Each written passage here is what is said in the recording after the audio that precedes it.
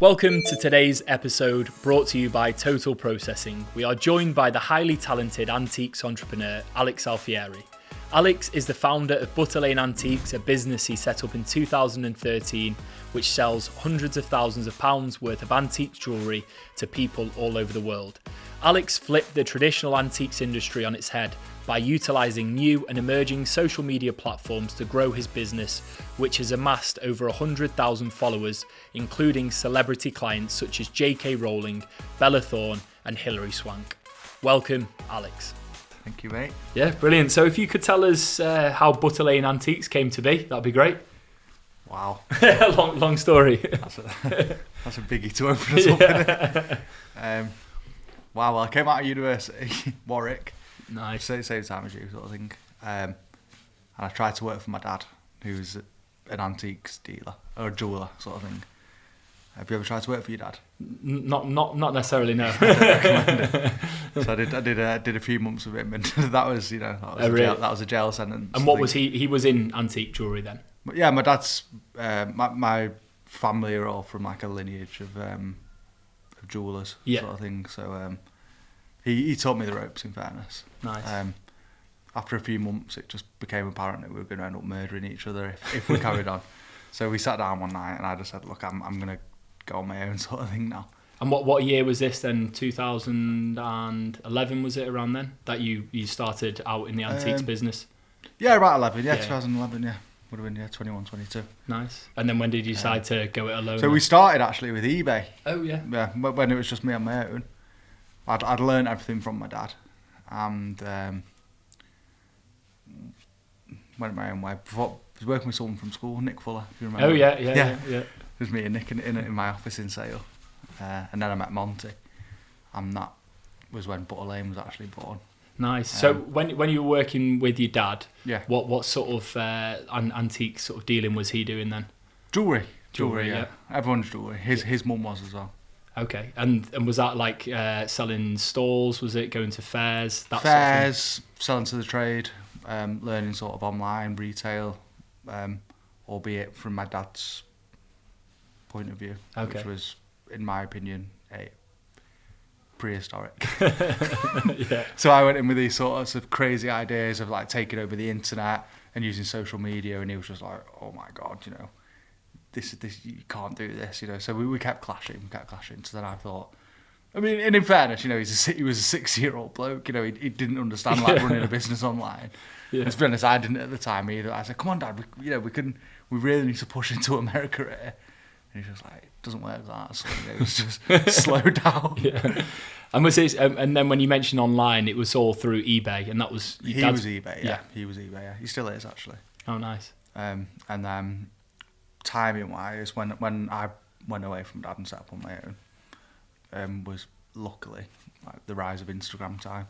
Yeah. And I just rode that wave, sort of saw that opportunity and jumped on it, and sort of shifted the whole sort of strategy of what became Butter Lane to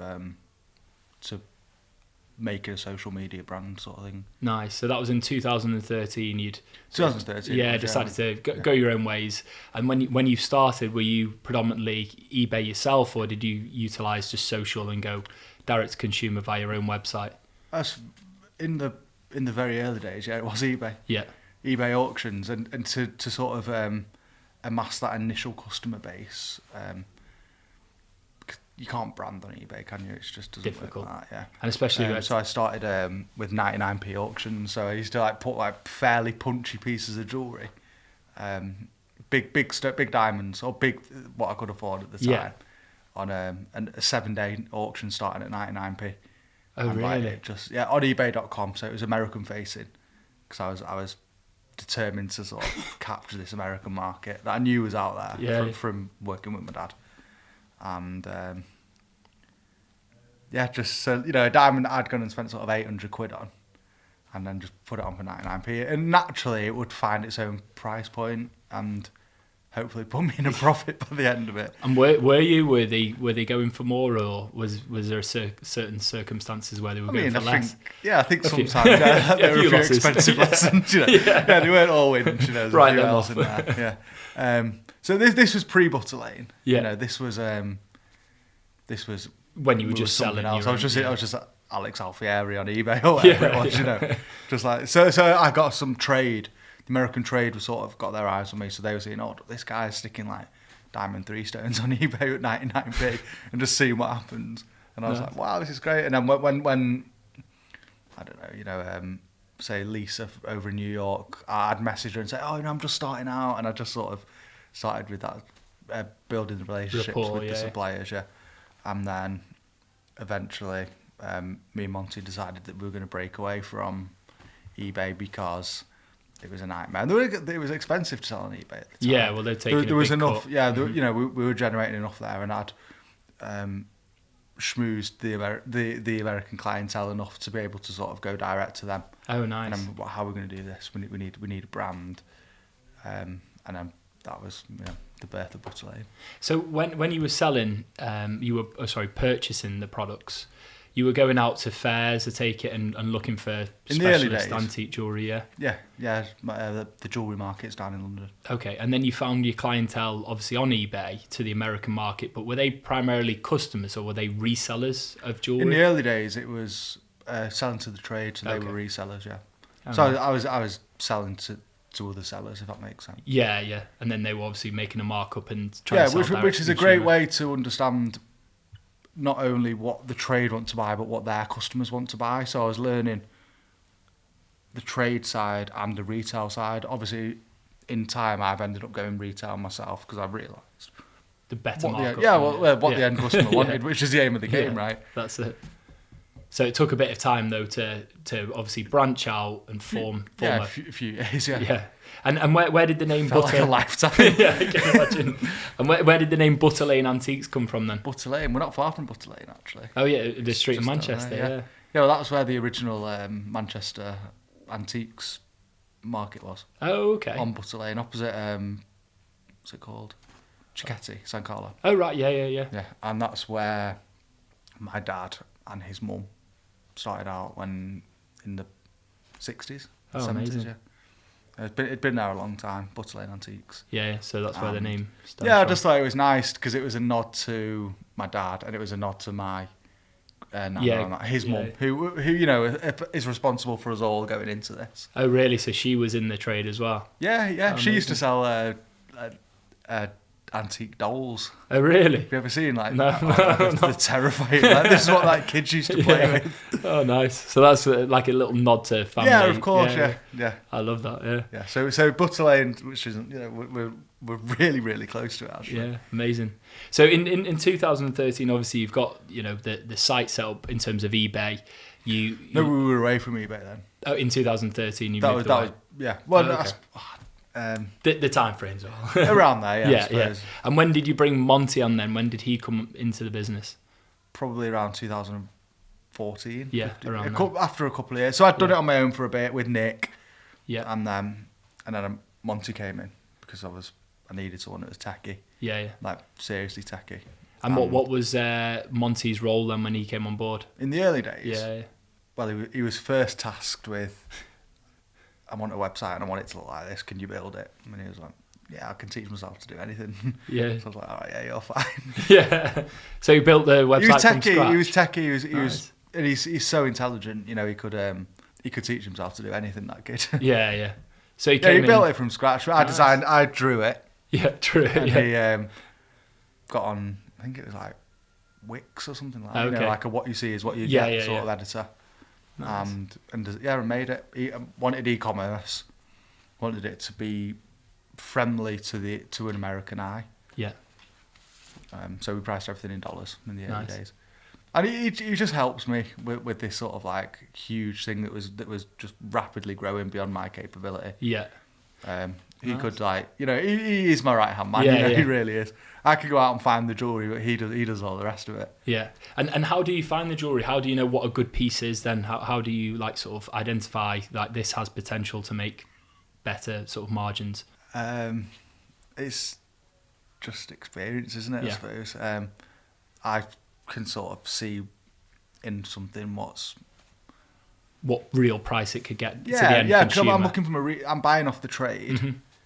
that are often people on markets and stuff like that, and I'm thinking of that person in America who just who wants a pretty sapphire ring, Yeah. and often there's a difference in the two prices. Yeah, thankfully. I can imagine. Yeah.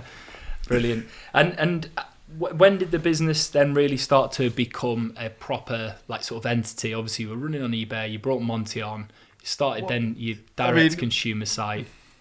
When Butter Lane was born, that was when it really started, and alongside Instagram, so Butter Lane and Instagram, their growth was sort of at the same time, and actually, we have to credit Instagram for largely like growing, because it was luck when it came to that, it was just that was blowing up. Everyone was getting it. Everyone was moving away from Facebook at the time, and Instagram lends itself to nice pictures, doesn't it? Yeah. Already, so nice pictures of jewellery, and we just started like really, really exploiting that. Yeah, and you're 100,000 plus followers at the moment. 110. Nice. Just in that coffee shop then. Nice. So how did you grow the Instagram? What was the sort of strategy behind the growth around that? It was just consistency and quality, and like we just said earlier, never taking your foot off the pedal. So Christmas break, we sit and we plan, right, what we're going to do. We don't want it to ever be spammy. So we'll just keep your foot on the gas all the time. Constantly feed it. It's a monster, Instagram, and it constantly needs. And is that where you get the majority of your business through Instagram, or? Yeah. I mean, we push them to the website, but that's our biggest marketing tool. Away from sort of the agencies that we use. Yeah. And Instagram's free, and we manage it ourselves in-house, so it's great. And what other marketing do you utilise, or did you utilise in the early days then, to really get the sort of brand out there? Oh, in the early days? Yeah. My God, I made some shocking decisions. There was no strategy, because I didn't know. I didn't know. I hadn't come from that background at all. Yeah. In the early days, something keeps coming to me. I remember I paid Glamour magazine. Must have been thousands to put like this little advert, and I thought it was going to be this, full page spread, and they put me in the back, where they put like the rude phone numbers. Yeah. Nice. So I take it you didn't generate much business from the back of that. No. Nothing. There was nothing. Yeah. But did you try other things as well, like sort of above the line marketing, or was it just all like, obviously you tried a few things? I think in the early days, it was trial and error. It was nothing. Then eventually, Campfire came in, and that they like really helped in the past 3 years. Nice. Trial and error, which is common, isn't it, for a lot of people in the early days? It was, that didn't work, and let's stay away from that. I remember we did the whole PPC and trying to get those sort of campaigns going, but they were just endless holes in the early days, and there was no money there to support anything. Yeah. So we'd go into something and with a few thousand, and that doesn't get you very far, does it? In the marketing game. Yeah. True. You can just disappear, and it's like shit. Yeah, where's that gone? Yeah, fair enough. And then in terms of like the main challenges over the first few years. Obviously, I can imagine there's loads from marketing perspective, personnel perspective, but was there any major, real significant challenges that you faced when setting up the business? I mean, ongoing, an issue had been cash flow, which is common for any sort of small business, isn't it, really? But cash flow was always very tricky, and continues to be, actually. It needs to be really, really managed. Yeah, because I take it you're buying some big expensive pieces now. I've seen obviously on your website some pieces are excessive. Yeah, like it could be like 20 grand, and it can be, but then there can be something for £20. We try and hit every sort of price point. Exactly. Challenges, logistics in the early days, because I was having to buy those things and tie up the business's money with it. We then also had to get them overseas or to wherever generally where it was. If it was in the UK, it was easy. If it was something expensive, I'd go and drive it, or Monty would. Oh, really? Yeah, because it was just too risky. We couldn't afford for something to go wrong.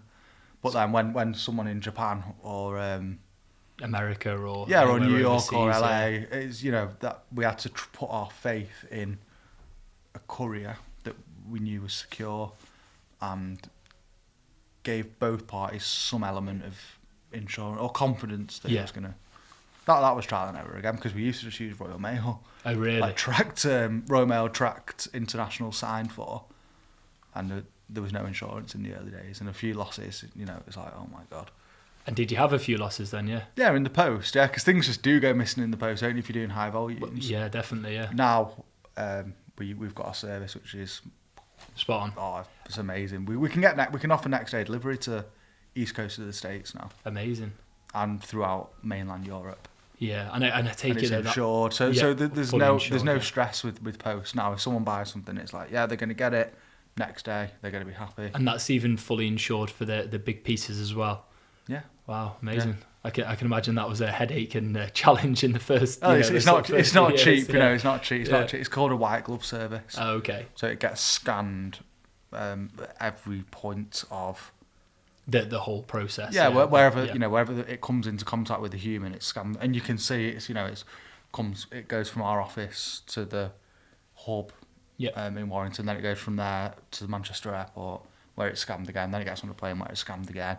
Then it ends up in New York and it goes through clearance. It's scanned a few times. You just see the whole thing. And at every step, the customer's getting text messages, updates, and I suppose, And that's what they require, I suppose, when they're paying for something that expensive as well. Oh my God, yeah, and you got to think like they've not seen these pieces, So there's a lot of trust. The trust in that we are describing as these things are, and so many of the customers are repeats that.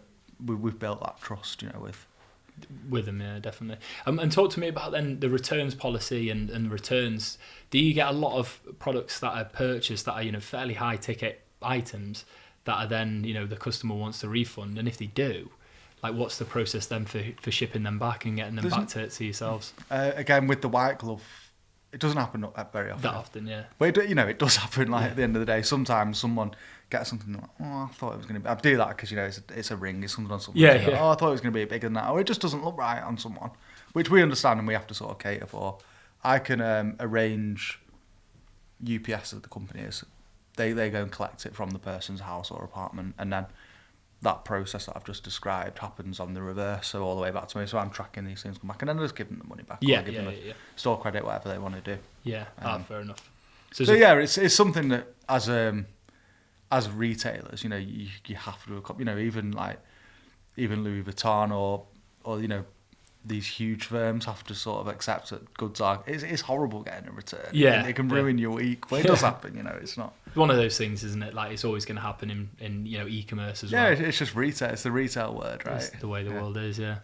And then talk to me about like the biggest milestones in the business then over the years. Obviously, you've been doing this for close to sort of 10 years now. Yeah, we're getting on for 10 years. Yeah, I think 10 years will be a big milestone. Yeah, amazing. When we get there. But what are some of the biggest highs that you've had across the course of these years then? I spoke quite a bit in our podcast. The Medusa ring sale, which was the first big high retail ticket in sale that had really, really clearly been generated from Instagram. That was the light bulb moment where we thought, wow, we're so onto something here. Why? What was the piece? And it was a really, really unique seal, like a signet ring, a big seal ring, with an intaglio, which is a carved stone of Medusa. Medusa, yeah. So with all the snakes, now it was a beautiful piece actually. I undersold it looking back, oh, really? Retrospectively. The biggest high was an underpriced. That was it. Well, it was because that opened so many doors. Like, wow, we really, really need to jump on this. Put it on, posted it on social. Yeah. Went for a sandwich, went over the road, me and Monty, and then we have the on the Shopify, ka-ching, and we put it out, and he was like, "That's a Medusa ring," and I was like, "No," and we'd really, really priced this. Well, yeah. I still think it was cheap. And where did the purchase come from? Which country? New York. Yeah. Nice, yeah. Amazing. So that was an amazing one because we thought, wow, and we probably earned a few thousands off it or however much it was, but it was thought, wow, these bigger ticket. That was big ticket at the time. Was that particular piece because we weren't so much. Whereas now I tend to buy more sort of gems and try and focus more on that side of things, gemmy jewellery. Mm-hmm. In the early days, it was weird and unusual stuff that we wanted, so that was high ticket. We could directly, marketing's so hard to sometimes directly attribute sales from. Yeah. So we didn't. But with this one, it was so specific. It had to be that. Yeah, you put it on Instagram. Put it on Instagram. Within 20 minutes, it had gone. Amazing. Over to the States and brilliant. And obviously one of the big things in the jewellery sector, I take it, is trust. How hard was it in the early years to build like trust for the business, reviews and that sort of thing, to develop these relationships with your customers as well? With our customers. It's slow, isn't it? But it just happened from us diligently giving a good, genuine service all the time and being trustworthy and being honest and doing, if anyone had problems, sorting them out straight away. Communication was key. Yeah. In the early days. And I still, often the DMs, we check them and there'll be 50 messages and in the inbox on Instagram, and that's all me that manages that sort of thing. And if it's a small sale or a 20 grander, they still get the same service generally. I'm just really on it, really efficient with comms. Amazing. In house, nothing's outsourced at all. Or no. Communicate, customer support and service. Customer support, customer relations is the customer speaking to me, whether I'm at the services or in a coffee shop. And I check the phone. Yeah. It's me that they're speaking to. Nice. And I'll stick by that. Like I won't let anyone else do that. I don't. Oh, sure, it'd be nice to free my day up for a few hours every day and have someone that was good at. But I feel that if it's me, I know that I'm giving the best service and I can make the decisions ultimately. So 100%. But obviously, that you wish it gets trying. Yeah, sorry to interrupt you. It gets trying sometimes. It's like it's been 5 days of this and back and forth. But you just got to be patient. At the end of the day, without them. 100%, yeah. I was going to say though, as you scale though, and I know you've done incredibly well already, but as you scale even further, do you see that as one of the sort of primary remits of your role, or would you ever consider outsourcing that then? I know you say the word outsource, but that to me means it's away to another. I'd love employee. To have someone in house that could deal with that had the same ethics or the same loving care. Yeah. Which is difficult because it's my baby, right? Isn't it? Like, would it be their baby if they were if they were salaried? Hopefully, yeah, of course. Because at the end of the day, my strong point for the business, although that is something that's within my role, my strong point is going out and finding the jewellery. Yeah. Monty's strong point is, is photographing the stuff and presenting it to the audience. If I had an extra few hours a day, I could find more jewellery, which should be great, right? Whereas. So yeah, sorry to answer your question. Yeah. I guess as we scale, I'm going to have to relinquish some of that control, which is hard because that's my thing. Like, I know how to come across to these people. Often, I've been with some of the customers for nearly 10 years. Yeah, and they keep coming back. They come back, every few months, and they'd have a purchase. And part of their experience is that they're dealing with me. And I've got friends now, but I've made great friends through. Out of customers, amazing. Well, it's always going to be hard to do, isn't it? Like, release anything from your business as you grow and scale it, but you do need but to. That's what's important, isn't it? Like, I need to be able to do that. Yeah. Really need to be able to do that. Because I can't just sit answering, doing all the customer service all the time. Alex, we've run out of jewellery. Can you go? Well, we're talking about the jewellery side of things, then. Obviously, you've got the eye for the jewellery. You go out and spot it. So obviously, one of the challenges you mentioned is the cash flow issues in terms of like sort of cash flow challenges in the early days. In the early days, but even as you grow and scale, is there currently situations where you've seen pieces where you could make good margins on, because your industry and your sector that you're in, you're finding specialist pieces. You're not going out to China and buying 500 of this one T-shirt or 10,000 of this and. You're buying specialist pieces, so you have to, sort of curate your site like that. Yeah. Do you find that there's situations where you identify some really key pieces, but there's cash flow sort of tied up, so you can't, you wait to sell product, and of course, is that has that been, or is that does that proved to still be a challenge within the business, or? It still is. I mean, I'd be lying if it wasn't. I think it always will be. There's a saying within the trade, and they say for jewellery dealers, which is what we are. Okay, we're on the retail side of dealing. No amount of money will ever be enough. Like, because there's there's always great pieces out there. Yeah, you can find it. If you've got the money in your pocket, you can find it. Yeah. Brilliant. And so talk me through the next sort of stage for the business then. What are you looking to do over the next few years? How are you looking to grow the business? So in the past couple of weeks, we've just introduced Monty's own collection. Nice. So at the moment, we're trying to reconnect with that early customer, with that 2013 customer. As we've grown over the past 8-9 years, so is our price point. So whereas in the early days, all I could afford to sell was $500 diamond rings that I'd bought for £200 or whatever it was. Whereas now we're pushing those boundaries. So Monty, we identified the issue because we'd had feedback from the customers saying like, "Oh, we just can't afford anything anymore. It's too expensive." And it wasn't that the prices had increased. It was the quality of the goods had increased. So we identified this situation. What are we going to do about this? Monty was like, we need to go back to those early days. So anyway, he's now curated a collection of, I suppose, in comparison to everything else, and I hope this doesn't sound derogatory in any way, of lower tiered items. So essentially the remit is the items have got to be under $1,000 US to the customer. The sale price, the retail price. So the lower end just coming in at that cheaper price point, cheaper level, because more people have got $1,000 in the pocket to spend rather than £100,000 dollars, whatever it is, So and that came out last week, and that was incredibly successful. So we're just thinking now, how are we going to scale this? Because there's obviously a large sector of the market that we'd neglected because I won't say we. It is my fault. I was just focusing on pushing the higher ticket. Yeah, because it was amazing, to be able to sell something for $100,000 US over the internet to someone that you've never met, and you've back and forth a little bit with DMs.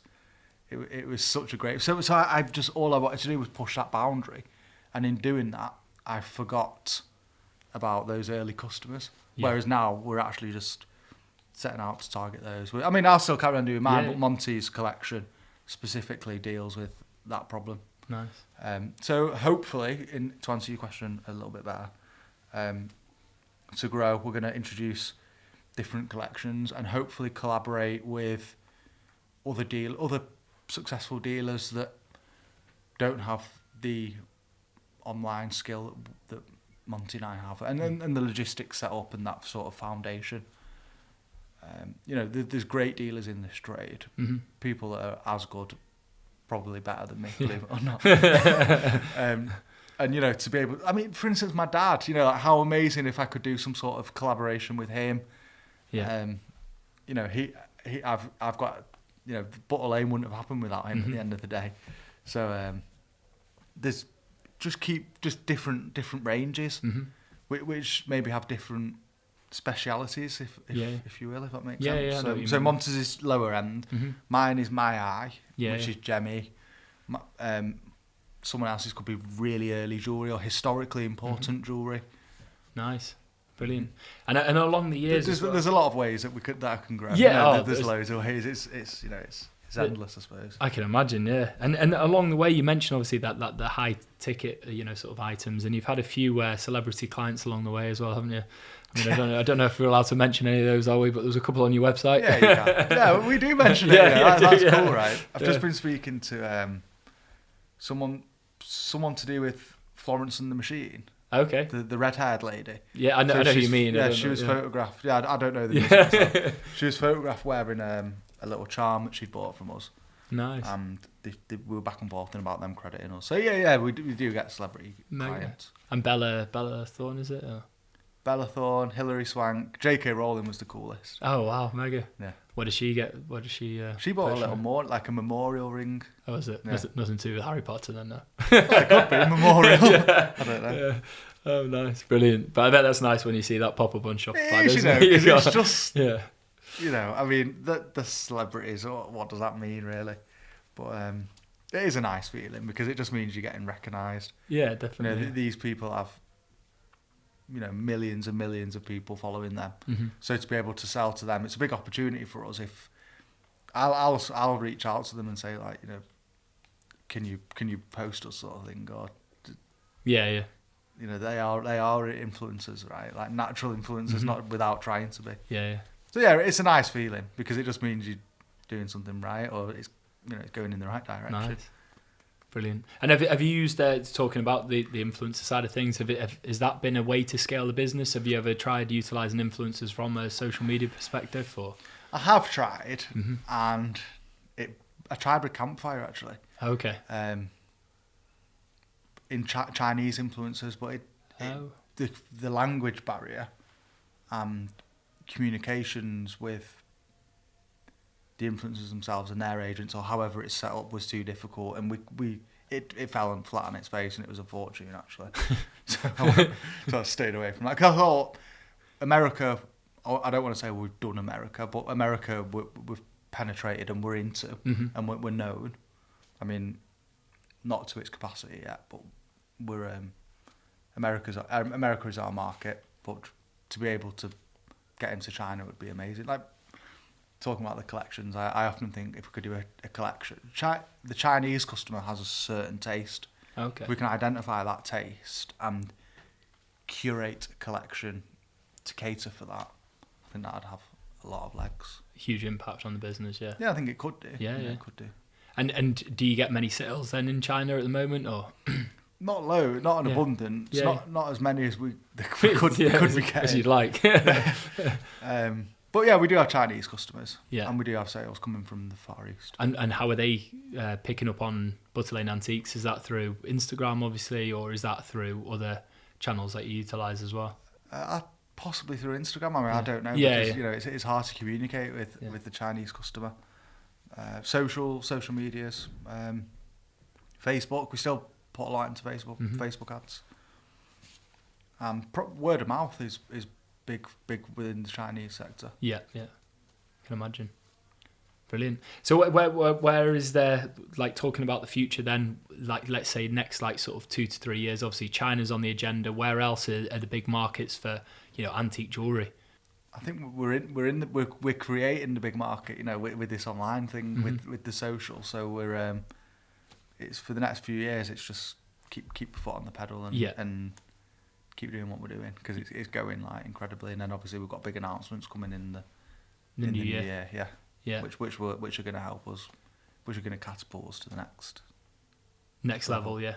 Yeah. So big focus remaining still on the US market. Massively. It always will be. We're never going to steer away from what works, because if it's not broken, so why would we try and fix it? But there's more. There's the Middle East. There's so many places to go. At the end of the day, our shop front is on the internet. Yeah. It's not like we're on Butter Lane where our only customer is who's walking past. Yeah. And the UK, does that still remain like a focus for the business? Is that still like, Yeah, I've got great customers in England.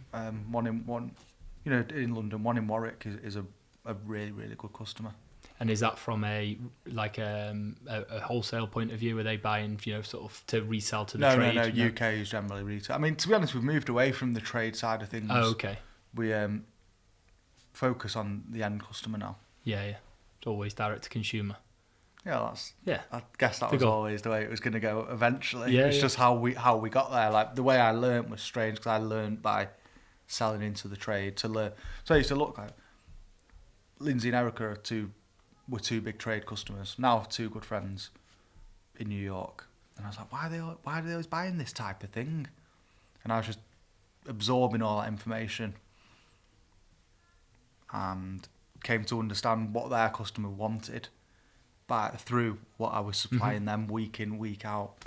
And then eventually I mean, it was actually Lindsay that said to me, like, why don't you give it a go yourself? And eventually, and then they were like, oh, created a monster there, didn't we? Yeah.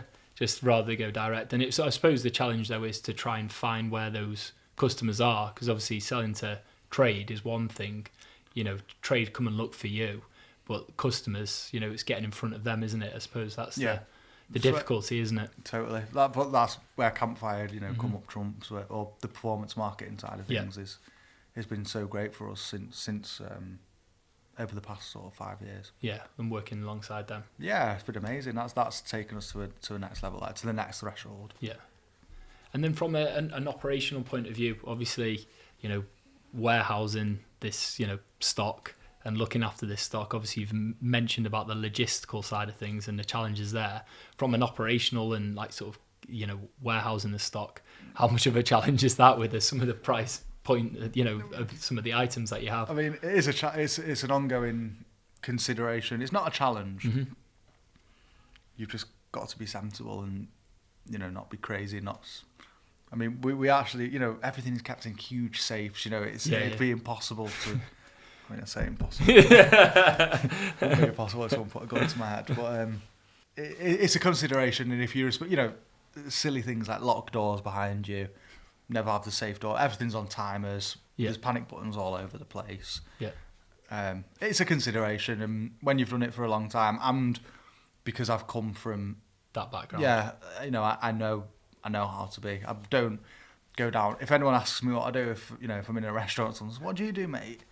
I say, I just work for a sales company. Yeah. I don't get blabbing. I'm not flashy. Not flashy because I've learned the hard way with that. Yeah. I don't really tell it. I'm just secret. Just keep a low profile, right? Yeah. Don't blame you. Brilliant. And what would you covering my watch up? So what would you say, like, sort of final sort of few questions to wrap things up? What would you say, like, the biggest success to date has been with the business? I mean, we've touched on it. Announcements that are going to come in the new year. Yeah. That's something that I'm really happy of. Really proud of. Celebrity clients is, they're great. One, yeah. And then milestones that we've set internally. We're going to get to 1 million sales this year. We're going to get to 1 million in sales this year, and then pushing those boundaries, and to microanalyze large individual sales. So hitting that 100,000 US sort of price point. That was a big one. Being like, ooh. And now we try and beat ourselves, beat our own records. Amazing. Brilliant. And then the final thing... So that wasn't very specific, was no, it? but listen, there's some big ones there, isn't there? Like, the celebrity clientele that, reaching a, £100,000 sale and, the sales this year. Reaching 100,000 Insta followers because, we knew how important Insta was. Mm-hmm. And then, ultimately being liked and well received on that is so important. So... Going out and getting to 100,000. That was a big thing. I mean, we play it down because we're used to it now, but it is a big thing. Huge, yeah, really, really big achievement that. And then finally, so if I was looking at setting up within the sort of antiques jewelry space, then what bit of advice would you give for anyone like looking to get into that sector and running a successful direct to consumer, online jewelry business? The skill is in the buying, isn't it? Right. So if you buy right, you can sell as long as you're not greedy. Yeah. And don't ever take your foot off the pedal. Yeah. Because that's it's that constant sort of stream and that constant flow which has enabled us to sort of go from where we were to where we are now. Amazing. Does that help? Did I answer you then? Yeah. Like, don't take your foot off the pedal. Yeah. And buy what you love. Buy with. So Monty says it to me still. Yeah. Buy with your heart, sell with your head. I like it. Nice. Brilliant. Yeah, because if I absolutely love something, then more likely someone else out there is also going to absolutely love something. But you'd hope so, wouldn't you? Unless you've got awful taste in jewellery. Right? No, come on, I've proved I've got a good taste in jewellery. I can't wear it, but I know what the women want to wear. Yeah. I'm not sure I'd have the same success in antique jewellery. But anyway, here we go. Anyway, but amazing, right? Well, thanks very much for coming on today. It's been a brilliant story, and wish you all the success in the future. Thank you. Cheers, mate.